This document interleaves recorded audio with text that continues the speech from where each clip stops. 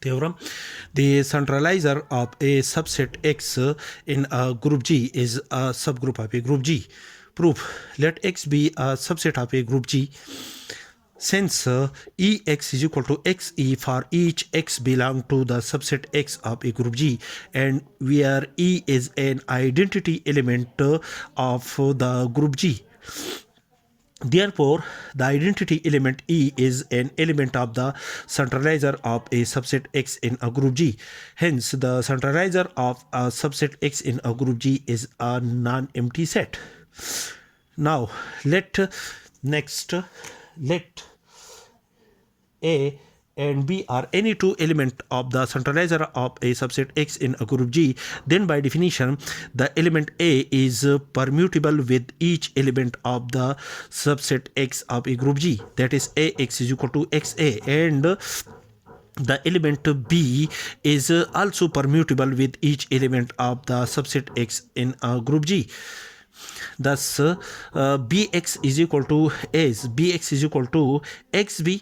Operate the inverse element of an element B. B is an element of the group G, and B inverse is the inverse element of an element B in a group G. Operate the element B inverse to the left and as well as to the right side of this equality. We have B inverse Bx, B inverse is equal to B inverse X, B inverse. XB is the same element, Bx is the same element. Operate B inverse to the right side and B inverse to the left side of the above equality, as these two elements of the group G are the inverse of each other. Therefore, after the operation of B inverse with B is equal to an identity element E, X B inverse, which is equal to B inverse X, and the result of B inverse is equal to an identity element. And after the operation of these elements under the binary operation defined in a group G, the result is equal to XB inverse is equal to B inverse X for each X belong to the subset X of a group G. Therefore, the element from this equality, we can decide that the element B inverse belong to the group G is also permutable with each element of the subset X in a group G. Thus, the element B inverse is also an element of the centralizer of a subset X in a group G. Now, let AB inverse X is equal to this result is equal to AB inverse X, and which is also equal to AB inverse X is equal to XB inverse, which is also equal to AXB inverse. AB X inverse is also equal to AB X inverse according to the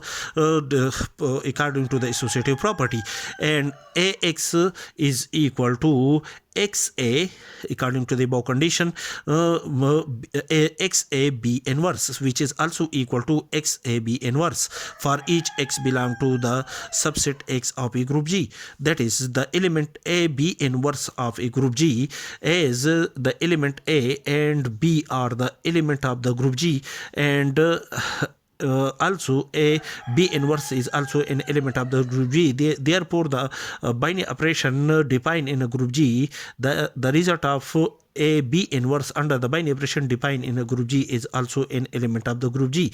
Therefore, a B inverse is an element of the group G such that the element A B inverse is permutable with each element of the subset X in a group G. Therefore, the element A B inverse is an element of the centralizer of a subset X in a group G.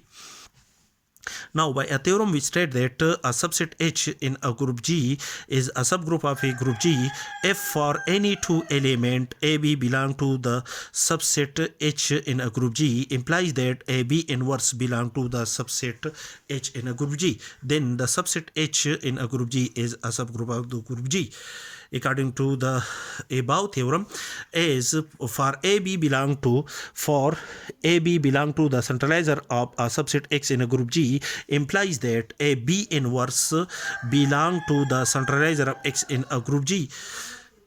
Therefore, according to the above theorem, this condition is satisfied in the centralizer of a subset X in a group G. Therefore, according to this theorem, we can decide that the centralizer of a subset X in a group G is a subgroup of the group G.